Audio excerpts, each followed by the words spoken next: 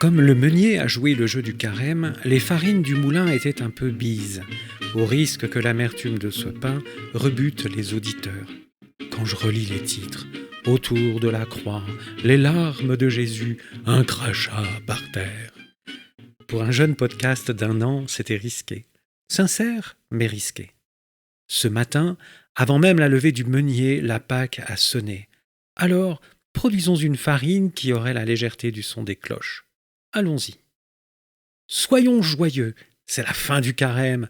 Réjouissons-nous de pouvoir enfin manger du chocolat. Mais ça aussi, c'est risqué. Pas de manger de chocolat, mais de réduire Pâques à des petits bonheurs retrouvés. Pâques, ce n'est quand même pas que ça. Pendant ce carême, autour de moi, des personnes se sont livrées avec constance à des privations admirables.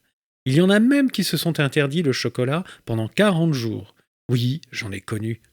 J'ai même vu quelqu'un se priver à la fois de chocolat et de réseaux sociaux. J'espère qu'elles ont trouvé par là le moyen de se rapprocher de Jésus, car je suppose que c'est à cela que sert le carême. Et non pas à recueillir des récompenses grâce à nos mérites, parce que ça marche pas très bien. Plus sérieusement, il se pourrait que certains aient frôlé les ténèbres pendant ce carême, mais nous avons tous appris quelque chose sur notre indigence et sur la pauvreté. Quant à moi, mon carême, comme on dit, a consisté à lutter contre toutes les pensées ineptes qui pouvaient me passer par la tête. Les pensées mortifères, inutiles, mauvaises, idiotes, fangeuses, débiles, inconvenantes, grasses, incohérentes, inappropriées ou niaises qui pouvaient me traverser l'esprit. On fait son carême comme on peut. De toute façon, comme je n'y parvenais pas, j'ai appelé l'esprit au secours de mon esprit. « À l'aide, Seigneur, regarde par où je m'égare, ne me laisse pas faire !» Évidemment, il a répondu à mon appel. Ce qui m'a confirmé que j'avais réussi mon carême, si je puis dire, c'est que j'avais appris un peu mieux à vivre avec le Christ, dans son esprit. L'essentiel, c'est ça. Car en vivant avec lui, en gardant sa parole, en recourant à lui constamment et même dans les choses aussi petites que le cours de mes pensées, et sincèrement, mais qui en a quelque chose à faire du cours de mes pensées à part lui? Je sais que je ne verrai jamais la mort. Voilà une belle ellipse.